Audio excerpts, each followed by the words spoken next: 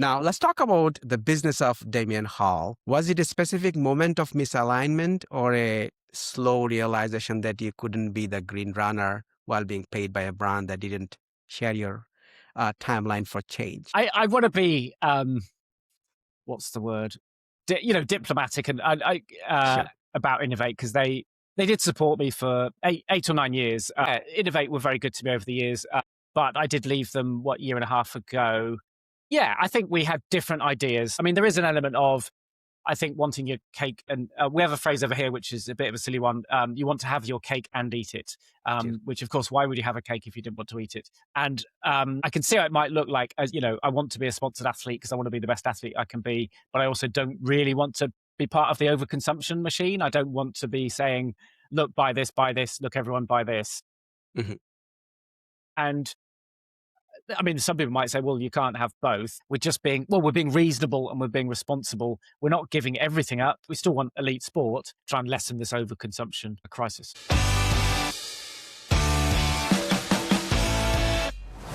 Hey, everyone. Welcome back to What Runs Around podcast and our special series on sustainability in 26.2. Today, we are expanding our definition of 26.2 quite a bit. Because when today's guest lines up for a run, 26 miles is just often a warm-up. He's one of the UK's leading ultra runners, famous for his exploits on the 268 representing Great Britain in the World Championships and taking on the mythical mud of the Barclay Marathons. But he's also a journalist, a coach, a father, and increasingly one of the most vocal advocates for ecological action within the running world. He is the co-founder of the Green Runners and the author of a book that every runner needs to read. We can't run away from this. Damian Hall, welcome to the pod. Yikes. Yeah. Thank you. Thanks for having me on. Great to have you here. We want to start with your recent, iconic race, or the all toughest race that people call it, or it's been called now, the 2026 Barkley experience. I know you had an opportunity to share your experience and it's all over the news, but the question I want to start with you, this is the third attempt you did. Why, Damian? It just feels like the ultimate puzzle in ultra running. It's I'm stating the obvious, but it's incredibly difficult. 20 finishes in 39 years of the race.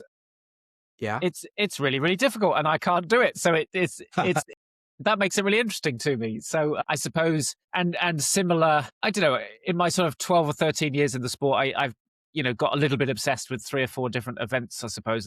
But then I can tell I've had my best run at them. Example would be like the Winter Spine Race or maybe UTMB. But the Barclay Marathons is just another level of difficulty because of the amount of thinking you have to do, really, when you're exhausted. I'm not used to that. Yeah. I'm fairly familiar with being very exhausted, but, just following some flags or following a line on my watch, following a clear course. But the Barclay Marathons is not a clear course at all. It's sort of deliberately confusing, and that's what tripped me up, really. So yeah, although I've had 3 goes, and I feel very lucky to have had 3 goes because not many people do. They can only have 40 people each year. I still haven't been able to do it, so I'm still intrigued by it. It's a great puzzle. It is indeed. I was the documentary on Barkley, and then that's why I get to a little bit of the loops and then the puzzle that it changes every year. But this year was a Valentine's Day massacre, they call it, right? The earliest start ever, some of the most treacherous slushy conditions in the race's history, and you're the last man standing on the course. And you return to the yellow gate without the pages at loop 3. I think that's what in the news. There's also this concept that there are a lot of pictures on the news that you're crossing the river barefoot, and I don't want to share anything about it. And I don't know if there is any relationship to sustainability that you stand for, you running the river barefoot, or if there is, I'll be curious to hear about it. The truth is no. I was just so you can usually you could probably do a loop of the Barclay Marathons without getting your feet wet if you're careful. Especially there's a water tunnel under the prison. If it hasn't been raining too much, you can just about keep your feet dry. And yeah, wet feet equals blisters at some point down the line. So if I'm going to be out there for 59 hours, I want to reduce the chance of blisters. So, but there was a change of camp this year, and it meant crossing a river. Okay. just before getting into camp. But there was a perfectly good footbridge, but they told us that we wouldn't like the footbridge, so we weren't allowed to use it. So basically, yeah, I did the first 2 loops, kept my feet dry until a river just before camp, and it was like I was going to use the same pair of shoes, and I was like, well, I want to keep my feet dry, so I just took my shoes off. And the 3rd loop, we went the opposite direction, so I started the loop with barefoot, but yeah, just went through the river barefoot, and then put my shoes on. Other runners were by then using plastic bags on their feet to try and keep their shoes and socks dry for that little bit. But yeah, no, there was no environmental message there, and also my shoes hadn't failed or anything like that. Just maybe sounds a bit soft, but I was trying to keep my feet dry. Simple as it gets, for sure. Did it help you though with your goal to keep your feet dry? It did. Yeah, I think it did. Yeah, it did. I'd do the same again. It's debatable whether the plastic bag. I mean, you could argue if you're being a real sustainability pedant that obviously using those plastic bags was only good if, I suppose, they reused the same plastic bags. They may well have. I don't know. I'd do that again. It only takes a minute to put my shoes on and off. Yeah, it was good fun. I think some people told me afterwards, some internet rumors spread that I'd done the whole thing barefoot, which I can assure you I would not attempt and would not recommend. It's true. I think I have this question on the rapid fire round, but I'll ask you, and since you're talking on Barkley, would you go for the 4th round? Still, it still feels like an itch I need to scratch. I do feel some guilt about flying there for, I guess, something I've already tried. But what I've done is, a long time ago, I pledged to only fly once a year for running maximum. And actually, since that, in 7 years, I've actually only flown 3 times. I don't feel like I've got credits in the bank there necessarily, but that's the only thing I've flown to in 7 years. When I've gone to other races, whenever reasonable, whenever practical, I've got public transport. I guess in Europe that's being based, but in Britain, Europe is fairly, it's fairly easy. I don't know, easy is not the right word. It hasn't always gone smoothly, and it hasn't always been cheaper. But you can get buses and trains to most races in Europe. So I've reduced my flying there. But so that's something to consider. But at the moment, it's an itch I would like to scratch again if they'll let me in. Yeah. And another part I'm curious, Damian, you mentioned a little bit that it requires tremendous amount of planning. I think that is kind of the rubber meets the road, kind of this kind of a toughest phrase they call it. I don't know if there's a easy version of that you can share, kind of a planning that you need to do before you start the loops versus maybe a well-planned ultra or any other road race. You may see the difference between those two. What's really difficult about the Barclay Marathons is you can't go and recce it outside of the race. You're literally not allowed. So you're allowed in the park normally on the trails, but most of the route is off trail. I would say at least 80%, maybe even 90% of the route is off trail, and you're not allowed to go and check that out. At all, except during the race, year round. Not by the race, by the national park, the Frozen Head State Park. Sorry. You're not allowed off trail. You're not allowed there in the dark either. And then, of course, the route changes most years as well. So it's kind of what can you do? So, but I think, what seasoned Barkley or Barkley veterans, as they're called, know is that you can do some research online. I can't give too much away, but there are ways to do some research online, and that's probably what anyone who gets a place in future should be doing before they go there. And I mean, there are lots of films to watch now as well, which are always going to be helpful, even if really they're only filming from the same 2 places, which is camp and the fire tower / rat jaw. They're the only places you'll ever see in film.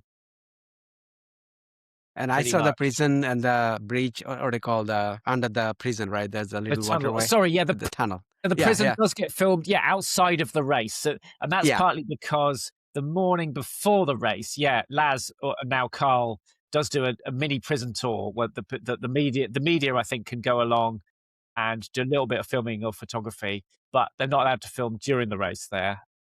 I see. And they're not even allowed at the rat jaw and the fire tower. They're not even allowed there at dark. I think you're even meant to leave an hour before dark, according to the state parks rules. So it's hard. It's tricky for the media as well. So they don't give, even though there are lots of Barkley films, it doesn't give much away in terms of the route. But if you watch them really, really carefully, you would pick up some useful information. And there are other avenues out there without giving away too much. No, that's good. I know that's why it's the mystery. That is the apple for a lot of folks like you. I think you want to conquer it, right? That's the mystery part. But wish you all the best if you're trying the fourth. I think it's by, okay, I'll not go more deep into how we get into the Barkley.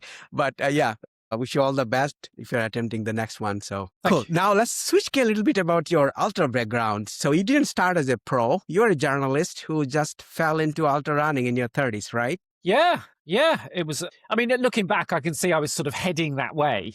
I see. But it was still a bit of a sort of happy accident. And I mean, even now, yeah, I'm not a pro. I mean, I get a little bit of help, but I've got, I got a full-time job. I've got a family to support. And I guess that job is coaching runners. And Sure. occasionally, I suppose, writing books or a bit of journalism still, but not much. So what happened was, yeah, I signed up for a half marathon locally. I just moved to the city of Bath in England, which has a really popular half marathon, 30, 40,000 people, I think. No, sorry, I think it's more like 12, 15,000, sorry. But that's quite big. It's quite big here. And I loved it. I love the event, and I love the training as well, I can see now. And straight away thought I want to do more of this. So the next year, did it again. I was doing my first marathon, and I was pestering a magazine to let me write about my newfound love of running. Mhm. And the magazine editor called my bluff and said, yes, but no, I'm going to send you on your first ultramarathon, and I want your story from that. And of Yeah. course, I had to say yes. I think, I would have gravitated that way because I was beginning to hear ideas about these races, and it was interesting to me, but I didn't know anyone who did that. And I didn't know how you train and this is 2012, there's a lot less information around then. Hardly any podcasts, hardly any sort of Facebook groups, hardly any books even. So it was it was exciting and daunting. And then when I did that ultra marathon, I just loved it. Obviously it was uncomfortable. I hadn't really trained that well, but I just loved it. It was the sense of community. It was the checkpoints. It was the sense it was, on hills and on trails, and the sense of achievement. And I've been smitten ever since, really. And just thought I want to do more of this. So you went from a tracker to a 100-mile runner in 2 years, if I read it correct. And so what do you call the aha moment or, wow, I got to do it kind of moment? Was there a moment? Yeah, I think at the end of that first ultra, I was just like, wow, this Okay. hurts, but this is great. Let's see. And I'd heard of the cliche of, like, at the end of a first marathon, people often saying, never again. And then, of course, a week later, they're like, where can I sign up for the next one? So we all have that, I think, that sort of runner's amnesia, where we simply forget that we didn't like it, and we just remember most of the good bits. I think it was that first one. It was the first one. And then, early the next year, I was doing my first 100K and the first 100-miler that next year, 2013. And then early 2014, I was doing my first spine race, which is 268 miles. Yeah, so I really escalated things quickly, and I wouldn't always recommend people did that. I went up that fast necessarily, but I just had, a strong sense of curiosity. Guess I had, I did have a coach. I did get a coach quite early, almost accidentally. I met someone who was a coach, so that probably did help me. But I also, I was fairly fit anyway, even though I was new to running.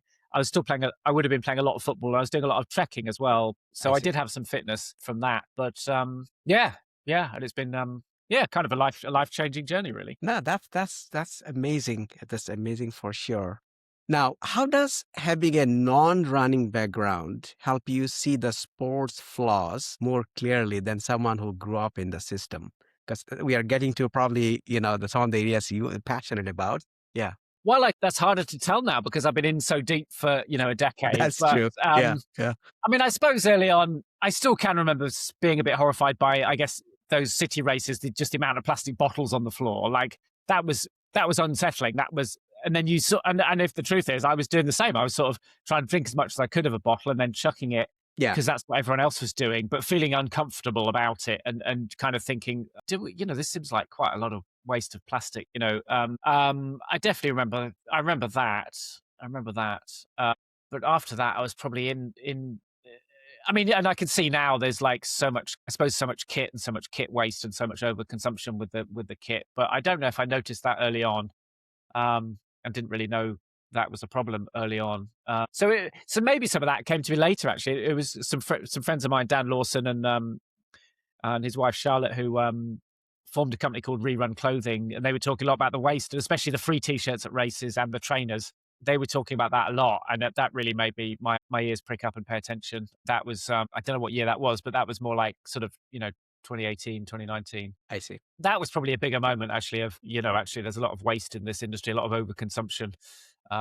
Yeah. Yeah, so let's transition to the one. So I have your book that I've been reading for last a couple of weeks. I'm still not through, but this It's a has hard been read. Thanks for trying. eye-opening, and I felt depressed myself. I Yeah. think you call it out in the first chapter itself that, yeah, you'll not feel good after reading this book. But um, I want to, because you did a tremendous effort to actually lay out as it is, kind of, it's the bare truth. And then I think it's a book, it's a must read, I guess, anyone in the industry, or maybe not anyone not in the industry, because it's kind of applicable to a lot of areas, but for runners specifically, for sure. It, frankly speaking, definitely changed the conversation for a lot of people, right? It pretty much you audited the sport of running. I am just curious, was there a specific race where you saw the plastic? I think you mentioned the bottles that you saw in the city races, where you said, no, I can't keep doing this old way. That there has to be some better way. I mean, another race. I feel a bit unfair, sort of picking on races too much. Sure, sure. But I suppose and I have done lots of races, and I've flown around the world to do races before I was really aware of my footprint. But I do remember, another one. And I don't mean to be too mean about them, but the Marathon des Sables, I mean, almost everyone flies out to Morocco, and then there are sort of helicopters there, and there's just a lot of resources used to sort of, it's weird, a lot of resources used to make quite well-off people feel like they're poor, and we're sort of queuing for bottles of water in the desert, almost like it's like a refugee situation, and sort of sleeping in open-sided tents. So it's weird because we've paid money to live sort of less well than we can, which is maybe something typical about ultra running, about what we're doing. But and there were a lot of there were helicopters, and a lot of jeeps, and often they're just moving the camp what felt like only sort of 5 kilometers away overnight. That I don't mean to jump on them, because it's a really good gateway race for a lot of people, actually. Mm-hmm. But I guess then I was also looking at the sort of seemed to have quite a big footprint. But usually for a race, actually, it's the participants' travel that is the big thing. But then what happened more lately, after we'd formed the Green Runners, was I suppose I started to notice the sports washing in our sport. And it's worse in other sports, like, football, cycling, golf, from what I can gather. And basically we're talking about, I suppose, high carbon companies or industries that do harm, and they're trying to gain social acceptance by saying, no, because we do some good things over here. Look, we give some money, which is to pull the wool over our eyes, or distract us from the great harm they're doing. And I wasn't really aware that was in the running world. I thought we're too niche, or too, especially in the trail running. But then I was chatting to a group called Advertising, and they had formed this game changer sponsorship pledge to sort of try and get rid of high carbon sponsors in sport, actually, in all of sport. Mm-hmm. And just as just after we'd chatted to them, I noticed, one of our biggest races, UTMB, had a new high carbon sponsor. And it was like, oh, hold on. Now, and we had some success protesting about that, and discussions with them as well. To their credit, they did reach out to us to have a chat. Yeah. They are no longer with that sponsor. But certainly in America, lots of the big road marathons have high carbon sponsors. To me, that feels inappropriate. Because ultimately those industries, air pollution is one of the biggest killers of the world already, and they're contributing even more to that air pollution, yet saying, oh no, we're supporting health and running. They're not. They're kind of killing us. That's true. No, so I guess and that's the thing that frustrates me the most nowadays. It's not, it's not an individual's footprint, pun not intended, their CO2 footprint. And that idea was invented by a PR firm advising BP. It was created, as a distraction for all of us. Not that we shouldn't, not that it's totally irrelevant, and it's interesting to look at your own footprint, but that shouldn't be the biggest thing. So really, it's the sports washing that frustrates me the most, when these big industries come and try and use the health and the good and the adventure and the really good things about running, and they try and jump on that and use it for themselves. And I think that's horrible. So that frustrates me the most. I definitely want to double click on that your transition from look out for how we can help with the individual footprint, carbon footprint, to a systemic change that I think you are transitioned gradually over the years. But before that, I think I want to dig a little bit on the 4 pillars of the Green Runners. I think it's probably laid out beautifully on this book and to the end, to a lot of degrees. I was surprised to see my cotton t-shirt or the race t-shirt I get, how much carbon footprint it has. So it's like, I pretty much not getting any more t-shirt since I read this book for last couple of weeks, whatever it is, I signed up. But if you want to walk us through this 4-pillar, the framework you have for the green runners, that'd be great. Yeah, thank you. So when was it? We might even be nearly 4 years old now. When was it? Maybe 2021, 2022. There were a group of us who, I guess, runners who were concerned, interested in the fact we're going, in a climate sort of emergency, including Jasmine Paris, who hopefully people have heard of, and Dan Lawson, who I mentioned. Yes. And we just, someone had the idea of, why don't we just form like a club? And it was like, okay, like, a group, and that suddenly made loads of sense. So we launched, but it was kind of like, what do we stand for, and what do you have to do to be a member, kind of thing. And we put it, we came up with 4 pillars, and 3 of them are an individual footprint element, and it's the 3 areas that will cause the most emissions, which is your travel, your kit, and your fueling, kind of what you eat. But the 4th one is the one I think is the most important, actually, and that is speaking up. And so really, that's not a sort of reduction of your own footprint. Obviously, that's more of a pushing for either collective action or systemic change, but having the courage. But this comes from professors. Professor Catherine Hayhoe is Canadian, but I believe works in America. She says that's the number one thing we can do is talk about stuff, make it normal, make it a normal conversation. So yeah, speaking up, having the courage to talk about things, whether it's with your friends and family, or maybe online, or in your local running club. And you might not even be saying anything profound. You might not be saying, we must change all these things. You might just bring it up. It might just be a much smaller matter, or that you've reconsidered your travel or something, but it's talking about it, I think, is, the number one thing. Professor Catherine Hayhoe thinks is the number one thing we can do, really. So, and to join the Green Runners, all you have to do is make there's a small financial contribution which goes to some of our costs, and we have 2 sort of permanent part-time people working very hard for us. Mm-hmm. But you just have to make one pledge against the 4 pillars of your own choosing. So it doesn't even have to be especially radical. You don't have to turn vegan or give up flying altogether or have a stupid haircut like mine. It's just thinking of something that you're willing to do, and then you're welcome. Yeah, everyone's welcome. No, thank you. Now let's talk about a little your transition from individual action to systemic change. So you have moved beyond the plugging, which is picking up litter is a term I think used nowadays pretty much getting a lot of popularity. You're not talking about systemic change, challenging the oily money in sport. Last year, I believe, at the Tour de Giant, I think I'm sure, I'm not sure if I'm saying it right. You protested for Gion. Okay. You protested for sponsorship at the finish line. Why is it more important to change the sponsor than to change the medal? Because that just has far more emissions, basically, than, creating a medal or even a T-shirt. What was T-shirt? Was it 12?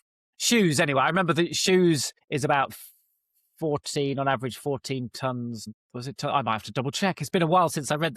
It's been a while since I read the book. But yeah, the industry, like a car industry or a car manufacturer, as you might imagine, just has an incalculably larger, emissions footprint than creating one T-shirt or one medal.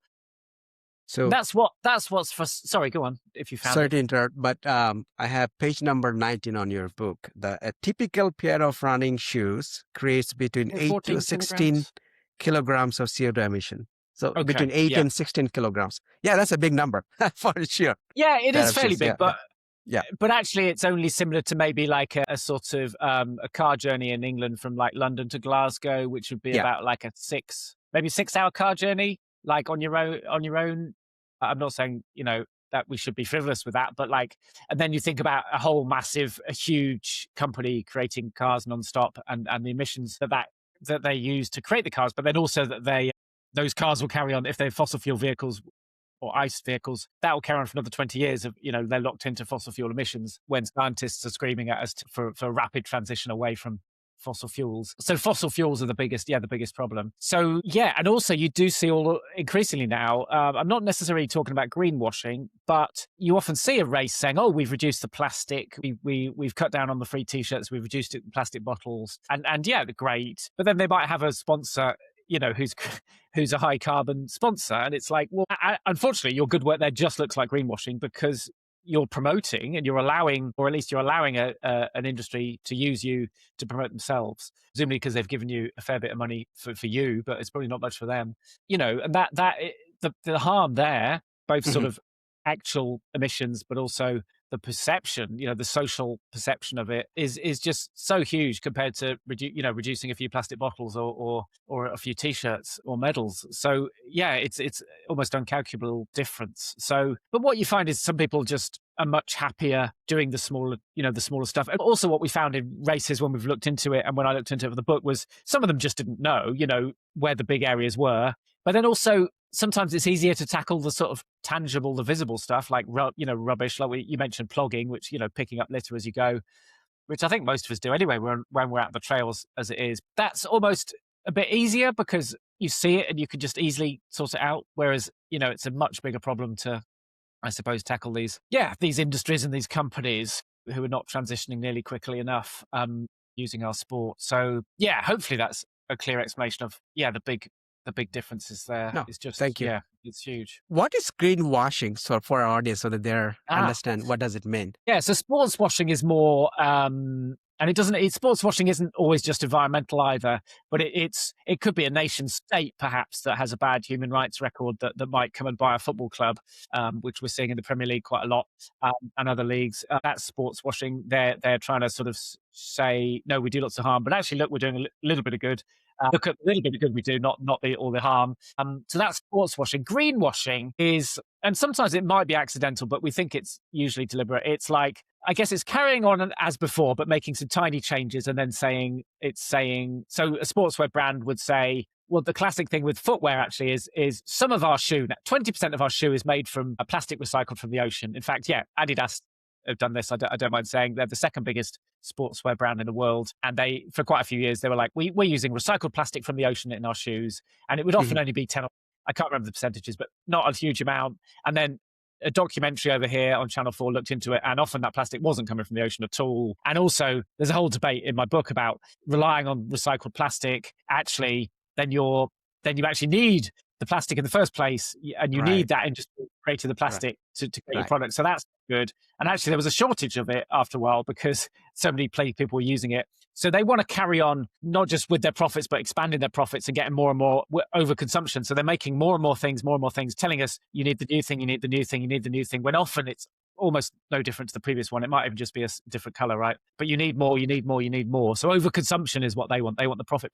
But they'll say, look, we made, the shoelace has some recycled plastic in, so we're being sustainable. So I guess that would be a sort of classic case of greenwashing. Yeah. So a deliberate sort of, we want to carry on, make loads and loads, but look, there's a tiny bit of recycled, there. So, no, thank you. Thank you for sharing. We see that all around us. And some of it might be accidental. Some of the events, for example, I think some of them just didn't realize, they wanted to reduce the plastic and that, it's good to reduce plastic, but they didn't realize that wasn't the biggest thing, I suppose. I see. Now, let's talk about the business of Damian Hall. In 2025, you and Innov parted ways after 8 years of partnership. That's a massive professional risk. Was it a specific moment of misalignment or a slow realization that you couldn't be the green runner while being paid by a brand that didn't share your timeline for change? Oh, what a question. I want to be, what's the word? Diplomatic and about Innovate, because they did support me for eight or 9 years.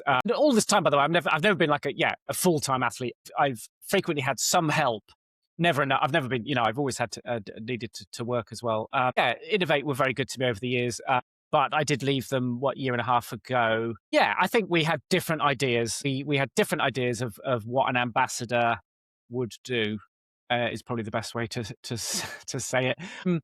There is an element of, I can expand on that a bit. I mean, there is an element of, I think, wanting your cake, and we have a phrase over here, which is a bit of a silly one. You want to have your cake and eat it, which of course, why would you have a cake if you didn't want to eat it? But there's a phrase here of almost like you want the best, you want both things. And I can see how it might look like, as I want to be a sponsored athlete because I want to be the best athlete I can be, but I also don't really want to be part of the overconsumption machine. I don't want to be saying, look, buy this, look, everyone buy this. Mm-hmm. And I mean, some people might say, well, you can't have both. I guess I've been trying to show that you sort of can, or that there's a big area in between where you could be a fairly responsible ambassador. And certainly with my newer sponsors, Normal, for example, Killian Jornet heads them up, and people like Dakota Jones are involved. And I believe they're showing a responsible, I think that's a really good word. Like we're being reasonable and we're being responsible. We're not giving everything up. We still want, I still desperately want to see Killian Jornet. If he said, I'm not going to fly anymore, I'm not going to do any more races, I'd be gutted. I love seeing what he could do. And that would be a shame for the sport, right? We still want elite sport. I'm going off on a bit of a tangent here. But Normal, there's no direct pressure to promote them, which actually makes me think, oh, I like these guys. I want to help them promote them. But I just don't want to be, and I appreciate when I do something and most of my photos, I'm wearing their equipment. So of course I'm not going to pretend I'm not promoting them. But I'm very reluctant to say, hey, everyone, buy this, unless I've used it, for a good amount of time and I truly believe in it. And they're amazing with that. Yeah, there's no direct pressure to promote products. And that's probably, hopefully I've explained. No, I think I've explained things well there. Now, the flip side of this is like, you're a professional athlete. How do you survive actually as a pro athlete in 2026 when you essentially vetting yourself out of kind of most traditional sponsorship, right? In this kind of your principle on your misalignment, or you found what you just shared with normal kind of, that's kind of the future of sponsorship looks like. Yikes, I don't know what the future of sponsorship looks like, but Normal, I think they are showing a new way to do things. And they're not perfect. They know, I've had Zoom calls with them where they say, look, no, and that my book says the same, no sportswear brand is sustainable really, because we certainly don't need this many, and we didn't necessarily need a new one. But they are setting, I think, new high watermarks on trying to do the absolute best they can. But the number one thing probably is making less, So, all right, they are bringing out some new things sometimes, but if you look at their range, like it's actually really small compared to most brands. I'm sure over time they'll expand it a bit, but they really are concentrating on durability, things that last, and their shoes genuinely are really impressive on that level. They're really, they're really lasting me a long time, and anyone can look at my Strava, and I'm quite careful to kind of log the miles on them. I see. And I've not got through a pair of shoes yet in sort of like 15, 16 months of theirs. There's probably one pair of almost on the way out, but like, and I can get them resold, I believe. So I believe in them. I think they're doing the best of a tricky industry. Yeah. But in terms of the future of, I don't know. I mean, maybe it takes more people to push back against sponsors and say, actually, I'm promoting less. But I have found, and I've got a load of sort of, what would you call, I suppose, ancillary sponsors, perhaps, or sort of smaller sponsors who, might just give me a free product once or twice a year, for example. And I have pushed back on all of them over time. I'm often quite pleasantly surprised by what they're doing, but they don't necessarily want to make a song and dance about it until they're perfect. There's sometimes a fear of sort of, I guess, being accused of greenwashing, I suppose, or been told, but you do this. I like to think we're past that, hopefully past that point of just pointing fingers at people who are trying to do things. And, I think it's usually quite obvious now when a brand isn't trying, and, when they don't even have a sustainability policy on the website, for example. I see. They're well behind the curve there.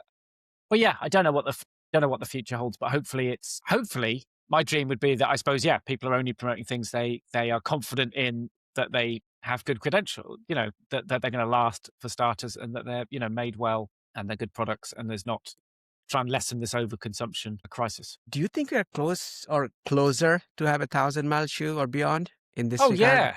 No, what's the longest mine I've done? I've done some 1,000-mile shoes. Trail shoes. You did? Okay. Yeah, definitely. Now, it does depend. It's an interesting topic, this. But in my book, I talk about how a lot of brands were saying, oh, you need to throw your shoe away after 300 miles. And you're like, what? And that is part of the problem, people throwing away perfectly good things. And that stuff is oil, it's made of oil. So it's not going anywhere soon. It's, so I've got some friends who are quite competitive about it, especially the green runners, actually, how long they can make them last. Now, it does depend on it depends on the shoe in the first place. It depends on the terrain, depends on your body composition, your running technique, what you're using them for. For example, if it's a purist trail shoe, you run on the road a lot, it's going to wear out sooner, And I have had certain shoes where I've really made them last, and then another runner has said to me, actually, I can't make that one last. So there's a difference. somewhere between the way we run or what we run on. And although, yeah, shoes injuring you is definitely overhyped, there will be a point where a shoe is, maybe better for starters, maybe should be relegated to kind of the 1 hour easy run. And then maybe after that, it's the gardening shoe or the dog walk shoe. So, yeah, I mean, have a little bit of care in terms of, is your foot still feeling sort of safe and protected on long runs, for example, maybe on roads or whatever. But yeah, no, I've had some shoes that have gone to 1,000 miles. Wow.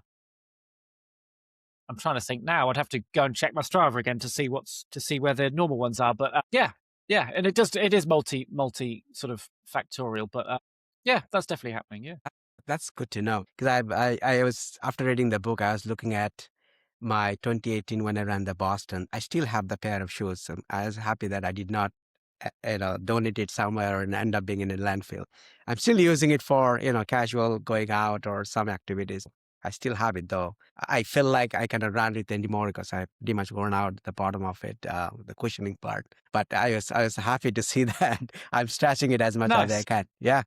Now let's Good switch work. gear to your new book, The Run Forever, coming up next month. Yes. So I turned 50 a few months ago, and Belated approaching happy 50, birthday. I was. Yeah, it's a big number. Thank you. Yeah.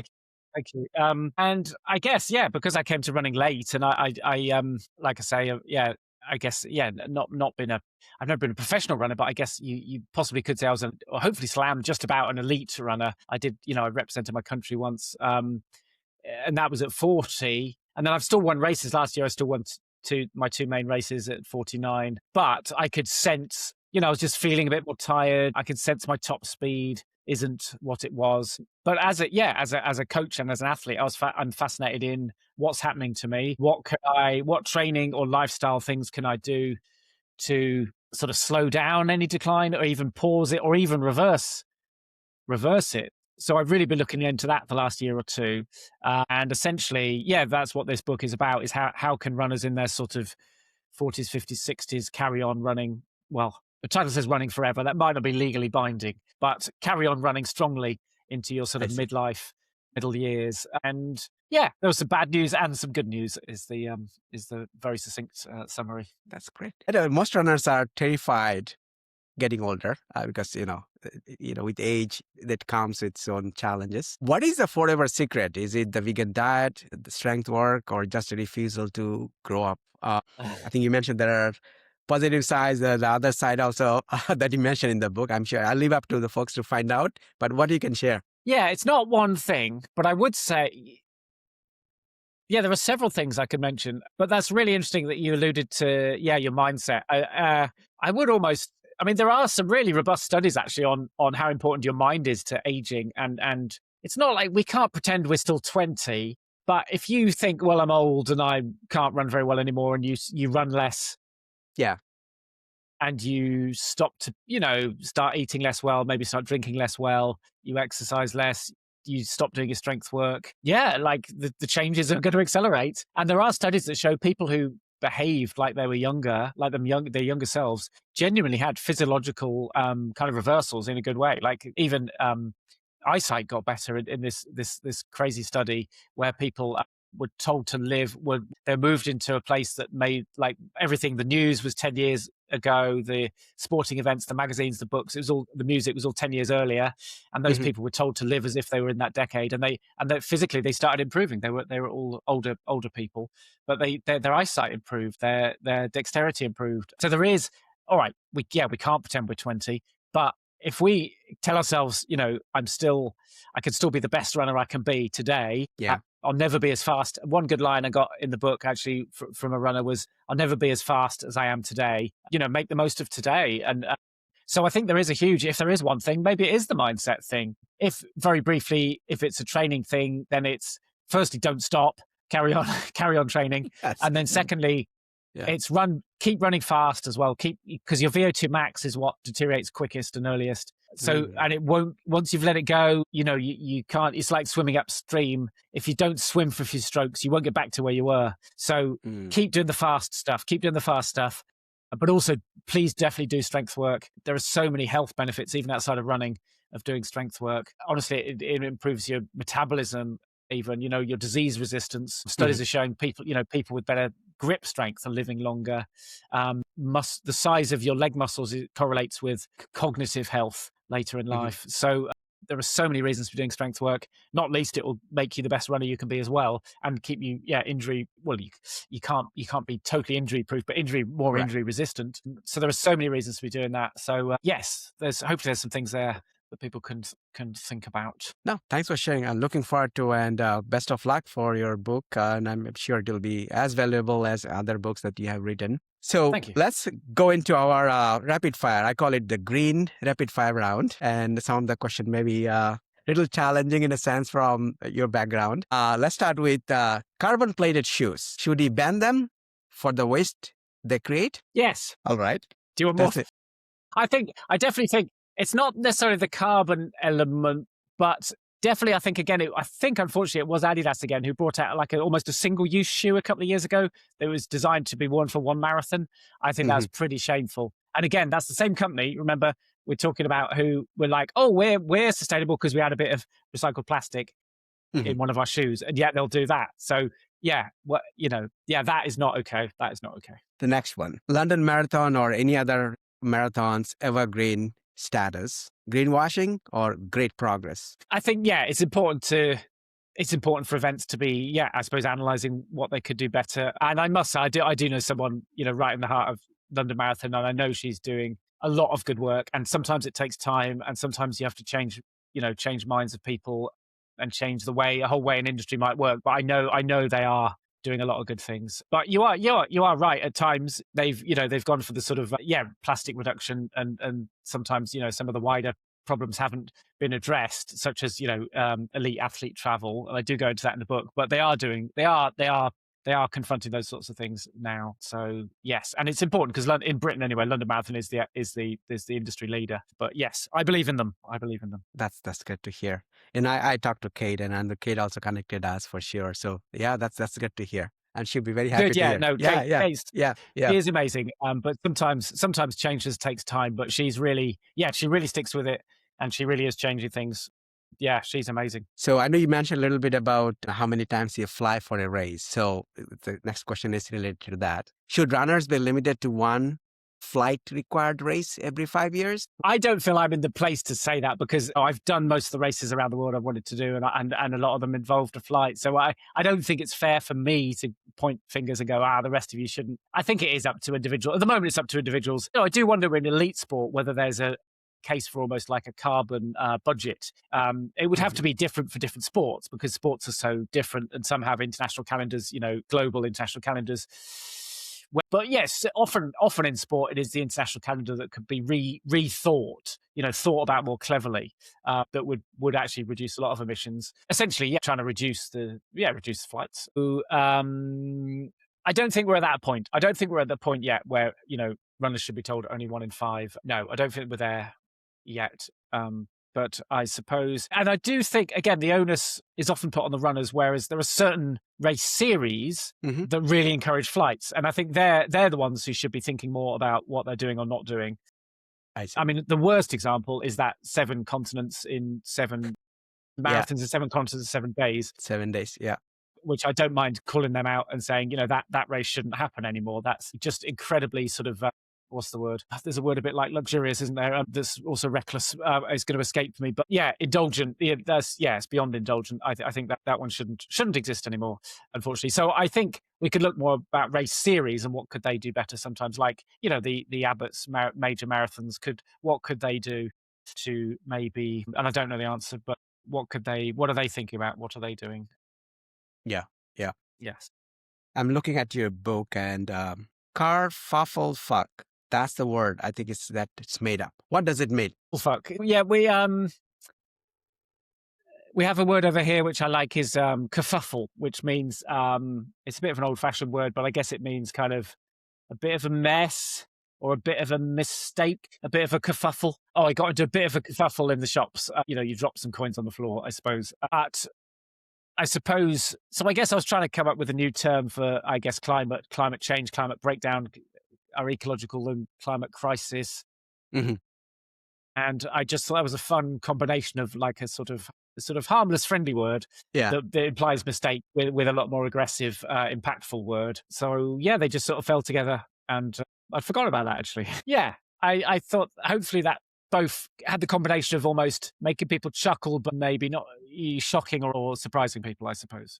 Yeah, and I definitely chuckled when I read the word, and then you explained little later, and then that made total sense. That's why you phrase that coin that phrase. Damien, thank you so much for being the annoying conscious for all of us, or for the running world altogether. And to our listeners, you can find Damien's new book, Run Forever, hopefully very soon. The challenge for the listeners, go to thegreenrunners.com and make a pledge. And I think, as Damien mentioned, in any of the 4 pillars that you can choose. And then what you are tackling first.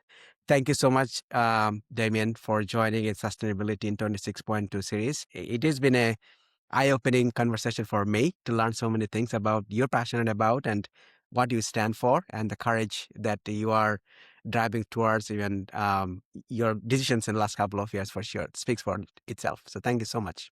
Wow, thank you so much. Yeah, thank you for having me on. Thank you for discussing this. And yeah, thank you for all the great work you do.